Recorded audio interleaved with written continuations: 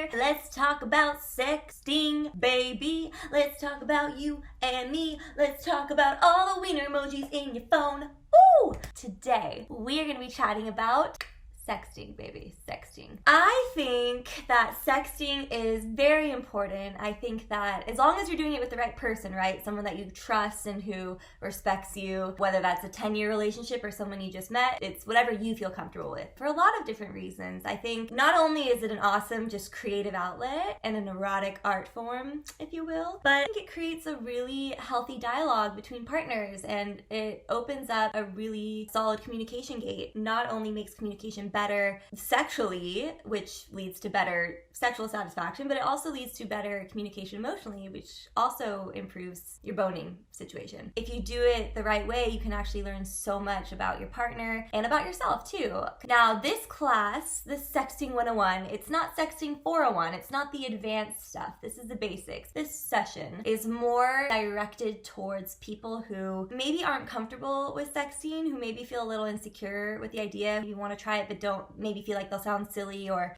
this is for those people who don't really know how to get it started, either with a new partner or if you've been seeing someone and you haven't really sexted with them and you don't really know how to now like randomly be like, sup, I want your D. Like, that's not how you sext.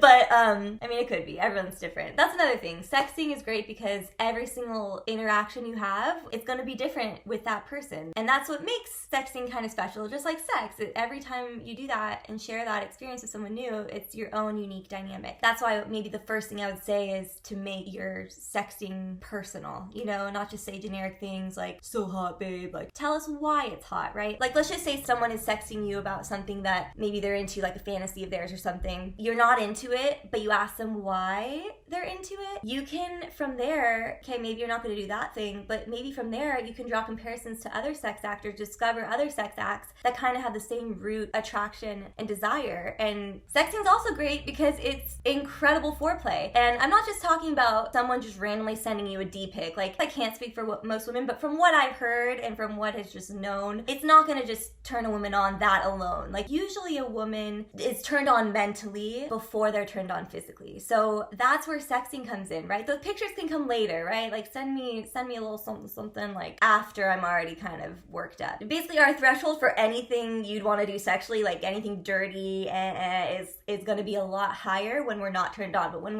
we're turned on, that threshold's lower and you can get away with a lot more. That's all I'm saying. Like, turn us on first before you just start flipping off the D pics. Make us want the D pics, right? Make us want that. Turn us on first. Also, make sure the sexting's earned. Don't just go straight for like, I want to F you, biatch. Like, start slow and like ease your way into it. It's an art, right? Like, let it build a little bit. It also, sexting's amazing because it builds the tension and the anticipation. To me, that's almost like the most fun part of sex. Getting there, the foreplay, the anticipating, the act. It's so awesome and fun and it's flirty. It also keeps things alive between the couple. And the tension builds so much that when you do finally see each other, explosion of sexiness. Also, sexting is great because let's just say one day you want to try dirty talking, but you don't really know what to say or what words to use, and you're kind of more uncomfortable with that. This is an easy way to build up to that and make you feel more comfortable with the vocabulary. Use words that you're comfortable with using so that it actually sounds like the person's speaking with you and not just like some porn star. Don't say things just because you think you have to say them to turn them on. They want to be turned on by you, and you, who you are, turns that person on. Okay, so now how to initiate sexting. Here are just a couple little things you can do. I think an awesome way to start is just by playing the question game. Like, literally, you could just be bored one day. You could say, babe, I'm bored. Let's play the question game. They'll be like, what? Be like, let's just ask questions. And then you can ask like silly questions at first, and then build up to like what's your favorite memory in bed with me, or like where's your favorite place that we've had sex. Just get them like in that mentality of sexy time. If you haven't done it before, they might be like, wait, what is she doing? Or they might not even catch it. That's why a well-placed winky face or ellipses will do wonders. Basically, any question that kind of gets them in a sexy mentality, but that's still like low key, because you also, when you start, you want to keep it kind of low, like, is she trying to sex me? And then maybe they'll kind of give a little bit more, see if you play off that. So the question game is great, but let's just say you don't want to to say, like, let's play a game, let's play the question game. Like, even if you just bring up, like, hey, remember that one time when we, and you can kind of start it off subtle, and then as you kind of play off each other, then you can get a little bit more graphic and put in some details and make the details personal to the person. You can also ask questions like, what's your biggest turn on? What's your favorite body part of mine? And why? Remember the and why. Or tell them what your favorite body part is of them. Everyone wants to feel sexy. Everyone wants to feel desired. A huge one, like I mentioned earlier, what's your fantasy? What's your fantasy, baby? Let's just say you are into what they're into. At least you know now, and you want to make them feel comfortable being able to tell you anything and safe with you. So also, if someone confides in you a fantasy, I would never shut it down. Never say never when it comes to a fantasy if you love the person, because you want them to feel safe with you. You want them to feel like they're not being judged, so that then they can confide in you more things, not just sexual things, so they can confide in you in real life too, offline. And yeah, it's a vulnerable thing to kind of let someone into your mind like that and let someone into your loins.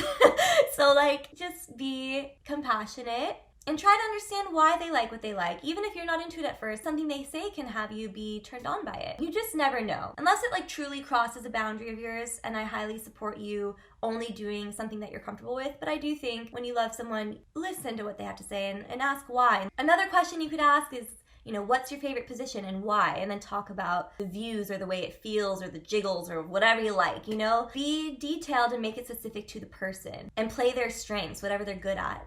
This goes just with sex in general. Like, if you want someone to do more of something, tell them when they're doing a good job. And that'll also help them feel more comfortable to do more of what you like. So it's always gonna be beneficial to compliment someone genuinely, right? You can also ask questions like, what would you do to me if we were both home alone? Or you can even start it with like, guess who's home alone tonight, winky face, and then boom. You never know where it's gonna go. Or where would you like to have sex that you haven't yet? Or you could even, if you're at a certain place, like I'm on a Ferris wheel, text them, like let them know like, hey, on a Ferris wheel kind of got me in the mood, or whatever it is, got me thinking, ... You know what, you don't have to start explicit. You can work up to that if you want, but it's more just like the tease, the anticipation. That's what's sexy about sexting. It's playful, it's flirty, it's fun, and then you get down and dirty with it, however dirty you want to get, you know? It's a fun, playful thing to do, and I think it helps keep relationships alive. Also, when your partner does talk to you about the things that they like and confide in you, that's a vulnerable thing to do. So be enthusiastic, be encouraging, be supportive, be open-minded, right? You're asking these questions, you're trying to engage in this way. Just be open to what they have to say. Do not put them down in any way, because then they're gonna shut down and not feel comfortable being open with you, and that's sad. So just make them feel like they can tell you anything. And then just remember, last but not least, it's not about what you say, it's about how you say it. Confidence is sexy, enthusiasm is sexy. How can you not think it's sexy if someone's just like enthusiastic, right? Like, it's so hot to see someone in their element. So yeah, be encouraging, be enthusiastic, be confident, feel sexy.